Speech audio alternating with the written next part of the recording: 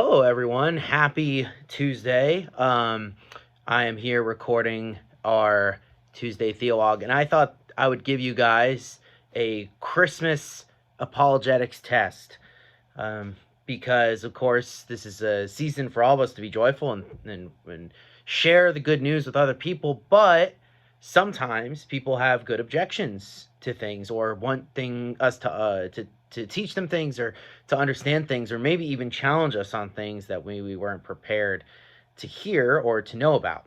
So I'm going to give you guys a little query, and I want to see if you can answer this. And I'll give you the answer at the end, but I'm going to give you some time to think about it.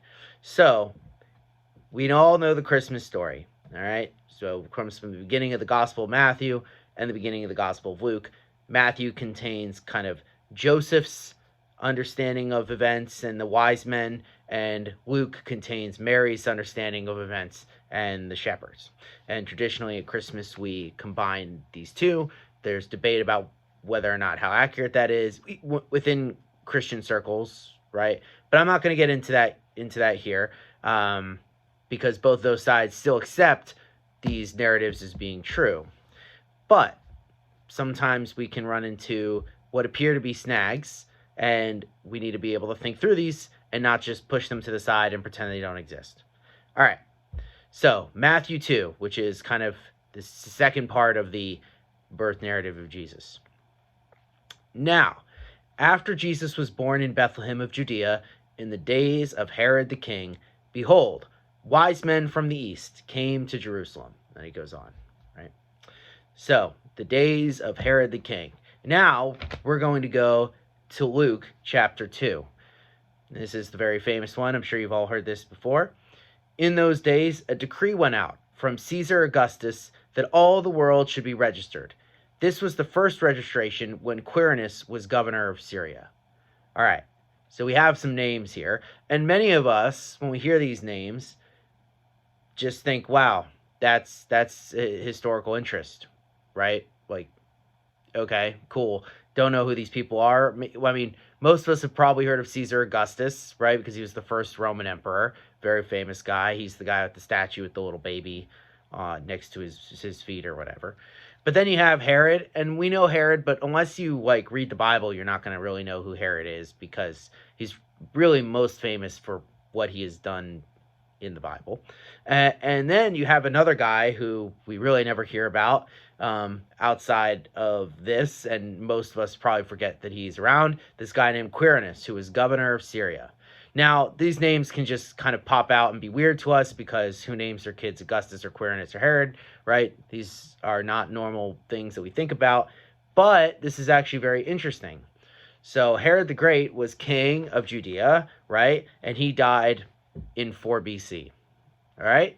He died in 4 BC, so this is why most people don't think that Jesus was actually born at the 1 AD or AD 1, right? He was actually probably born around 6 BC, so kind of funny, he was born before Christ, because, ancient people, when they were putting the calendar together, didn't have all these dates down correctly, right? So it's just kind of a fun oddity there. Now, so 4 BC is when Herod dies, okay? So Jesus had to have been born while Herod was alive, right? According to Matthew.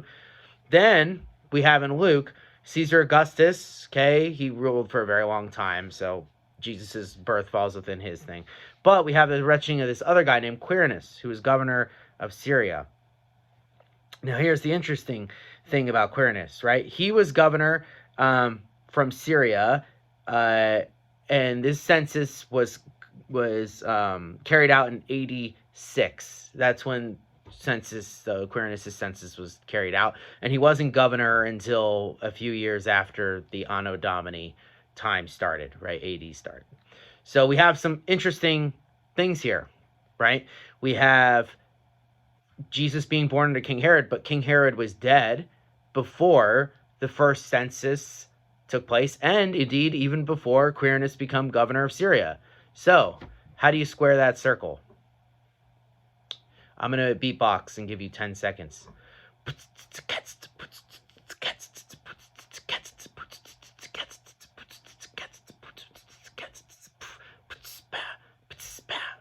Did you figure it out yet? Probably not in 10 seconds. But I'm not here going to beatbox for you all day.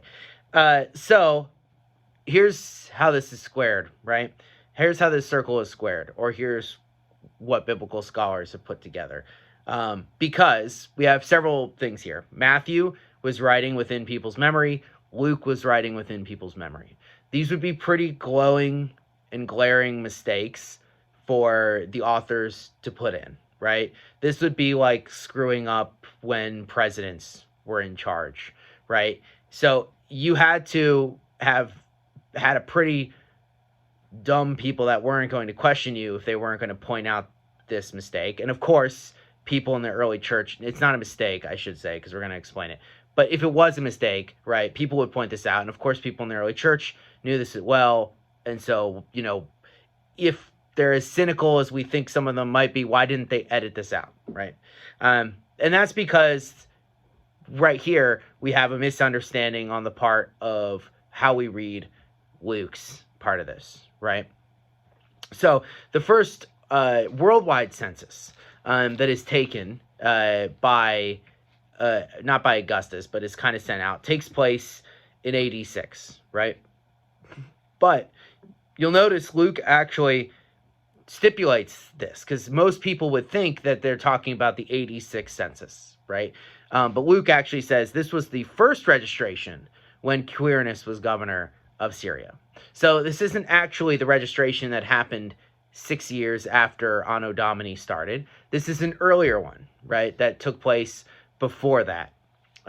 Because the big one that made Quirinius very unpopular was an AD 6 one. And this is all recorded in Josephus's history. So the point is that we know this because the Bible isn't the only ancient source that talks about these figures, right? We actually have references to these people before, like, or outside of the Bible. So we know that they're real people because we have lots of sources for them. So this isn't the AD 6 census that is talked about, right? What we're talking about here is an earlier one that is mentioned offhand or not recorded by other people, probably because it was more localized to the area, because Caesar Augustus was more focused on just getting people, to register and letting the governors decide when to do it. So it wasn't some big worldwide census in the sense of like him sending out a decree and everyone coming at the same time. It was him sending out a decree and everyone kind of doing it at their own pace, right? And it took a while to get censuses done anyway back in the ancient world. All right, so that's taken care of. This is not the first. This is the first census, right? This is before the one that Quirinius is most known for. But that still doesn't get us past the date issue, right? Because we still have Quirinius becoming governor of Syria after Herod has died. But here's the interesting thing here is we have the term governor here used for Quirinius, but it's kind of this normal term in the Greek that is used for all sorts of government positions. Commonly governor, but also other ones as well. It wasn't like the United States where we have very clear distinction between who is what. In the ancient Greek, it's a little bit more nuanced than that.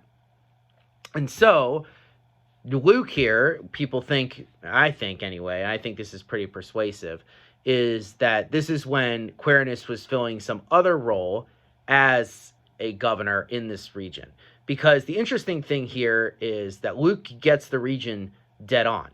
And this is Syria, not Judea. And that's really interesting because you'd think that he would be talking about Judea, but actually Nazareth and Bethlehem fell within a different district of the Roman Empire. So he's very clear that he's talking about a specific place, so he wouldn't screw that up. So what he's talking about here is that Quirinius, who would later become governor, was filling this other role in this place at this time, and that's how he can kind of date it, right? So he's using this this actually very hated guy, Quirinius, as a reference point because people can remember when he was in charge. Because you remember the time period of the people, the presidents, the governors, the senators that you really don't like, all the ones that either don't bother you or you do like, you tend to like blur those lines a little bit more, right? At least especially the ones who you don't care about. Like, I don't know half of the senators from New Jersey because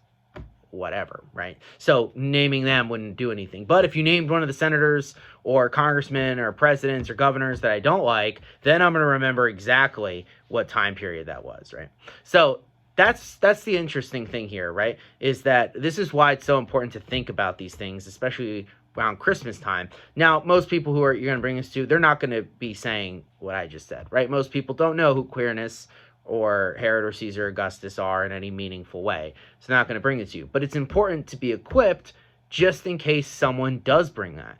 Because what most people who bring these things up aren't even used to hearing a defense, because no one has ever thought about this, right? They bring this up to someone who is a Christian, and the Christian kind of sits there and stutters because they've never actually thought about this thing before. And of course, the person goes away feeling as though they've won. And we need to be able to present the best case for our faith at all times.